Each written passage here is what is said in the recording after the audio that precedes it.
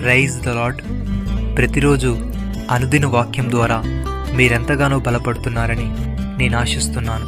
అలాగే మీరు కనుక మన యూట్యూబ్ ఛానల్ని క్రొత్తగా వీక్షిస్తున్నట్లయితే మన యూట్యూబ్ ఛానల్ని సబ్స్క్రైబ్ చేయండి, ఇతరులకు షేర్ చేయండి.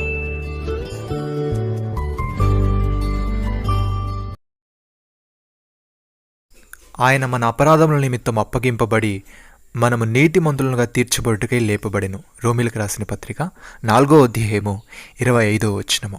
ప్రియమైన సహోదరి సహోదరులారా, యేసుక్రీస్తు యొక్క శరీరము ఒక్కసారి అర్పింపబడుట చేత ఆ చిత్తమును బట్టి మనం పరిశుద్ధపరచబడి ఉన్నాము. మరియు ప్రతి యాజకుడు దినదినము సేవ చేయొచ్చు పాపములను ఎన్నిటికీ తీసివేయలేని ఆ బలిని మాటిమాటికి అర్పించు ఉండును. ఈయన అయితే పాపముల నిమిత్తము సదాకాలం నిలుచు ఒక బలిని అర్పించి అప్పటి నుండి తన శత్రువులు తన పాదములకు పాదపీఠముగా చేయబడు వరకు కనిపెట్టుచు దేవుని కుడి పార్శ్వమున ఆసీనుడాయన. ఒక్క అర్పణ చేత ఈయన పరిశుద్ధపరచబడు వారిని సదాకాలమునకు సంపూర్ణులుగా చేసి ఉన్నాడు. ఈ విషయమై పరిశుద్ధాత్మ కూడా మనకు సాక్ష్యం ఇచ్చుచున్నాడు.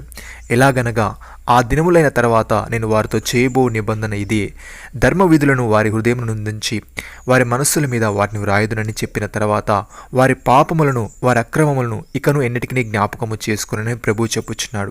వీటి క్షమాపణ ఎక్కడ కలుగునో అక్కడ పాప పరిహారార్థ బలి ఇకను ఎన్నటికీ ఉండదు.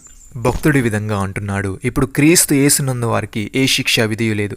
క్రీస్తు యేసునందు జీవమునిచ్చే ఆత్మ యొక్క నియమము పాప మరణాల నియమము నుండి మనల్ని విడిపించాను. ఎట్లనగా ధర్మశాస్త్రము దేనిని చేయజాలకపోయినో దానిని దేవుడు చేశాను.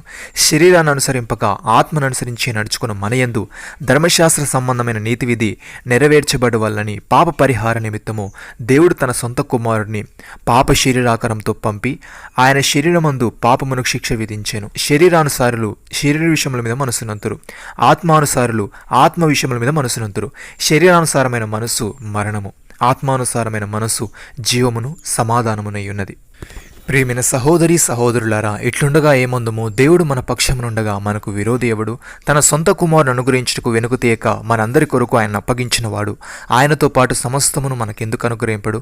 దేవుని చేత ఏర్పరచబడిన వారి మీద నేరం మోపువాడెవడు? నీతిమంతులుగా తీర్చువాడు దేవుడే. శిక్ష విధించువాడెవడు? చనిపోయిన క్రీస్తు యేసే. అంతేకాదు, మృతుల నుండి లేచిన వాడును దేవుని కుడి పార్శ్వమున ఉన్నవాడును మన కొరకు విజ్ఞాపనము కూడా చేయువాడును ఆయనే. క్రీస్తు ప్రేమ నుండి మనల్ని ఎడబాపువాడెవడు? శ్రమ అయినను, బాధ అయినను, హింసైనను, కరువైనను, వస్త్రహీనతైనను, ఉపద్రవమైనను, ఖడ్గమైనను మనల్ని ఎడబాపున. ఇందును గూర్చి వ్రాయబడినదేమనగా, నిన్ను బట్టి దినమెల్లా మేము వధింపబడిన వారము, వధకు సిద్ధమైన గొర్రెలమని మేము ఎంచబడిన వారము. అయినను మనల్ని ప్రేమించిన వారి ద్వారా మనం వీటన్నిటిలో అత్యధిక విజయం పొందుచున్నాము. మరణమైనను, జీవమైనను, దేవదూతలైనను, ప్రధానులైనను, ఉన్నవైనను, రాబోనువైనను, అధికారులైనను, ఎత్తైనను, లోతైనను, సృష్టింపబడిన మరేదైనను మన ప్రభు అయిన యేసుక్రీస్తు నందలి దేవుని ప్రేమ నుండి మనల్ని ఎడబాప నేరవని రూఢిగా నమ్ముచున్నాను. నమ్మిన వారు నాతో కలిసి ప్రార్థనలో ఏకీభవించండి. మమ్మల్ని మికిలిగా ప్రేమిస్తున్న మా ప్రియ పరలోకపు తండ్రి, మీరు మాకు ఇచ్చిన ఈ వాగ్దానాన్ని బట్టి మీకు స్తోత్రములు. దేవా, నీ మరణం యొక్క సాదృశ్యమందు నీతో ఐక్యము గలవారమై, మేము నీ పునరుద్ధానం యొక్క సాదృశ్యమందు నీతో ఐక్యము గలవారమై ఉండి నీ రాజ్యములో యుగయుగములు నివసించే వారముగా ఉండుటకు సహాయము దయచేయమని, నీ ప్రేమను రుచి చూచి ఆ ప్రేమను అనేకులకు పంచుతూ మమ్మల్ని ప్రేమించిన నీ ద్వారా అన్నిటిలో అత్యధిక విజయం పొందుటకు కృపచూపమని, మా జీవితాన్ని బట్టి మహిమ ఘనత ప్రభావాలు ఎల్లప్పుడూ మీరే పొందమని, మీరు మాకు ఇచ్చిన గొప్ప రక్షణ భాగ్యమును బట్టి మీకు వందనాలు చెల్లిస్తూ ప్రభువైన యేసుక్రీస్తు నామములో ప్రార్థిస్తున్నాము తండ్రి. ఆమేన్.